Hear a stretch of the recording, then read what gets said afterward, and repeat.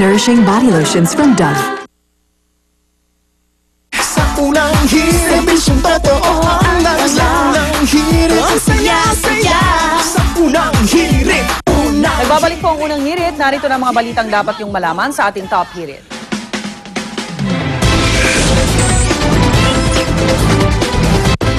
Patuloy na binabantayan ang level ng tubig sa Lamesa Dam dahil sa naitalang pagtaas ng level nito kahapon. Kaya eto at makibalita muli tayo kay Ivan Mayrina na nakabantay sa Lamesa Dam. Ivan? Yes, Rhea, 79.87 meters ang kasalukuyang water elevation ng Lamesa Dam. Medyo malayo pa sa 80.15 meter spilling level ng dam. Red alert pa rin ito, Rhea. At katunayan naglabas ng rekomendasyon ng pamunuan ng Lamesa kagabi ng evacuation para sa mga residente malapit sa Tulyahan River. Kasama dyan ang mga komunidad sa gilid ng ilog na sakop ng Fairview sa Quezon City, sa Malabon, Caloocan, Navotas at Valenzuela. Inilabas ang evacuation advisory nang tumaas ng 3 centimeters per hour ang pag-angat ng tubig, pero bumaba din ito sa 2 centimeters per hour ng alas 7. Sa ngayon, bagamat hindi na tumaas ang tubig sa nakalipas na magdamag, ay nasa red alert pa rin ang dam, pero umaasa ang dam management na babalik ito sa normal level. Ngayong mukhang sisikat na ang haring araw, Rhea, tulad ng nakikita ninyo. Napakaganda ng tanawing ating nakikita mula sa ating kinatatayuan at inaasahang tataas na ang consumption ng mga households na sinusuplayan ng dam. Kaya ang mga factors na yan, inaasahang magpapabalik na sa normal sa water level dito sa Lamesa. Rhea? Alright, maraming salamat, Ivan Mayrina.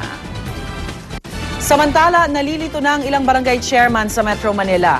Kaugnay sa suspensyon ng klase kapag masama ang panahon. Sa inilabas kasing kautusan ni Pangulong Noynoy Aquino nitong Enero, nakasaad na ang local government units na ang dapat mag-anunsyo ng suspensyon ng klase kapag walang nakataas na storm warning signals. Walang nakasaad dito na maaaring mag-utos ng suspensyon ng klase ang mga barangay chairman. Pero nitong Martes, sinabi ng palasyo na pati po ang mga barangay chairman pwede nang magdeklara ng class suspension. Sa Quezon City, isang memo ang nagbibigay kapangyarihan sa mga barangay chairman na magsuspinde ng klase matapos makausap ang principal ng eskwelahan kung delikado sa lugar. Pero nilinaw ng DILG, walang kapangyarihan ang mga barangay chairman na magsuspinde ng klase. Ang maaari lang daw nitong gawin, magrekomenda ng suspensyon. May ilang lokal na pamahalaan na bukas sa suhestyon ng Malacanang, pero may ilan din namang tutol dahil lalo lamang daw itong makakagulo. Sino ang papakinggan natin? Malacanang o DILG? Yung yung ng mga nalilito actually ng mga barangay chairman, ibig sabihin hindi sila pinupulong ng mayor nila. Di ba? Kasi dapat yun automatic kasi meron sila dapat recommendation per barangay sa mayor. Oo. Baka hindi nila mahagilap yung mayor nila sa umaga pagka baka tulog na. So, di ba? Makatulog bago nila formal na i-anunsyo na walang klase, kailangan i-confirm muna ng mayor na, okay, sige. Ang mayor ang magde-decide, di ba? Siyempre, siya yung head ng local government, kumbaga. Pero upon the recommendation per barangay or the chairman. Pero sinabi nga na Malacanang na may karapatan na ang barangay chairman kasi sila yung nandoon Sila yung nasa Malacanang sila ang nasa site. Kaya lang, sana ma-resolve nila before the next, the next situation na maulan, tapos hindi sila makapag-decide, di ba? Kasi minsan, yun yung nangyayari, yung mga magulang, napadala na nila yung mga anak nila sa school, tapos tsaka magbabago. Sa proseso na kailangan mo sabihin sa ganito, ikonsulta sa principal, tsaka sa parang in the long na run, ilang barangays ang under you din, diba? Parang in the long run, magulang pa rin talaga. Kayo na lang ang mag-decide kung ano yung makakabuti sa anak nyo. Buti na lang wala pang exams ngayon, hindi naman exams, di ba? Wala pa, pero maganda yung panukala, na gawin na lang September ang opening ng classes. Alam mo, matagal na, di ba? Taon-taon. Parang nag-aaral pa lang tayo, paano kala na yun? Exactly. Samantala, ito po, para nga maiwasan na ang palagiang class suspension, muling pinag-aaralan nga po ng Department of Education na iurong na sa Setyembre ang pagbubukas ng klase sa halip na Hunyo kung kailan simula nga naman po ng tag-ulan. Gayunman, batay sa mga nakaraang tala ng pag-asa, kabilang pa rin ang Setyembre sa mga buwan kung kailan na itatala ang pinakamaraming bagyo sa buong taon.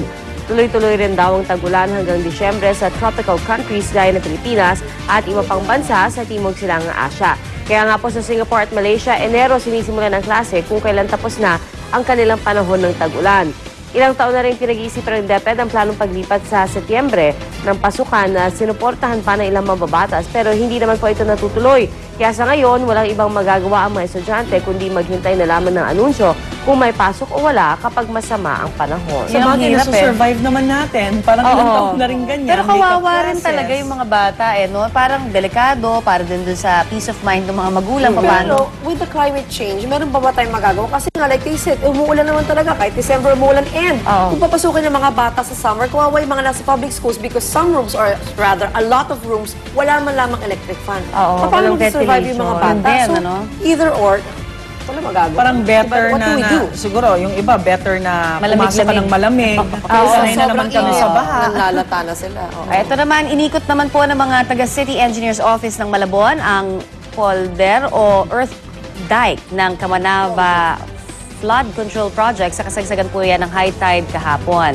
Malaking problema pa rin po sa dike ang hindi sapat na elevation nito na base sa plano ng DPWH dapat ay aabot sa 2.9 meters above sea level. Delikado raw kasi kapag di kinakaya ng dike ang taas ng tubig. Sa katunayan, ilang bahagi na ng Kailugan River ang umaapaw sa ilang bahagi ng polder dike. Pero ayon sa DPWH, tuloy-tuloy pa rin po ang pagtatambak nila ng lupa para mapanatili ang taas ng polder dike at maiwasan ang pag-apaw ng tubig. Dahil sa climate change, mas tumataas na raw ngayon ang mga high tide kaya taon-taon nang iniinspeksyon at nire-rehabilitate ng DPWH ang dike. Kaya naman suhestyon ng DPWH, i-upgrade na ang dike. Ilang milyon? Yan ang tanong. Samantala, ipinagutos naman ng mga otoridad sa Taytay Rizal ang pagpapalikas sa ilang residente ng Barangay Dolores dahil sa pagguho ng lupa at pader doon dahil pa rin sa pagulan at paglambot ng lupa. Kaya naman ganun pa lamang o ganun na lamang ang paalala ng Taytay Rescue Unit sa mga residente posibleng maapektuhan ng landslide. Isa sa mga tinitignan ding dahilan ng pagguho ang kawalan ng drainage system sa lugar. Takot pa rin ang ilang residente matapos puntik na raw silang abutan ng gumuhong pader at lupang dumadausdos sa itaas ng mga bahay. Patuloy naman ang paalala ng Taytay Rescue sa mga nakatira sa landslide-prone area na humanap muna ng mas ligtas na lugar. Bukod sa Taytay, ilang lugar pa sa Rizal ang kabilang sa listahan ng Mines and Geosciences Bureau na maituturing na landslide-prone. Kabilang dito ang Barangay Mayamot sa Antipolo kung saan nagka-landslide din nitong Martes. Sa pagsusuri ng UP National Institute of Geological Sciences, kapag umuulan tila nakapatong na lang daw sa putik ang mga bahay sa lugar dahil sa paglambot ng lupa. Nakababahala rin daw ang napansing malalaking bitak ng pader ng mga bahay na indikasyon daw na gumagalaw ang lupang kinatatayuan nito. Sa Metro Manila naman, ang Barangay Bagong Silangan lamang sa Quezon City ang lumabas sa hazard mapping ng MGB ang delikado sa landslide. Sa 10 probinsya na tinuturing na pinakadelikadong lugar sa landslide, Benguet ang nanguna. At hindi lang po dito sa Metro Manila nag-iwan ng pinsala ang low pressure area na naramdaman natin itong mga nagdaang araw. Sa La Trinidad, Benguet, puspusan ng clearing operation sa nangyaring landslide doon noong Miyerkules. Lumambot daw ang lupa sa gilid ng bundok dahil sa patuloy na pag-ulan. Mabuti na lamang daw at nakisama ang panahon para hindi na maabala ang operasyon ng mga otoridad. Samantala, 8 bahay naman ang nasira matapos hampasin ng malalaking alon sa Davao City. Dahil daw ito sa masungit na panahon na naranasan sa kanilang lugar. Ang ilang gamit tuluyang tinangay ng alon. Sa Plaridel, Bulacan naman, sa kabila ng abot-binting baha sa loob ng Tabang Elementary School, natuloy pa rin po ang klase sa eskwelahan. Kaya ang ilang estudyante ginawa ng classroom ang stage ng eskwelahan. Samantala mga kapuso, hindi po biro na maabutan ng flash flood sa loob ng sasakyan. Tulad na lamang noong 2009 sa kasagsagan ng Bagyong Ondoy kung saan naglutangan ng mga sasakyan matapos umapaw ang creek at umabot sa isang ospital sa Quezon City. Ayon po sa ilang eksperto, kadalasan daw na lumulutang muna sa baha ang sasakyan bago ito unti-unting lumubog kapag pinasok ng tubig. At kung sakaling mangyari ang ganitong sitwasyon sa inyo, huwag pong magpanik. Halos imposible na mabuksan ang mga pintuan ng sasakyan sa mga ganitong pagkakataon dahil sa pressure mo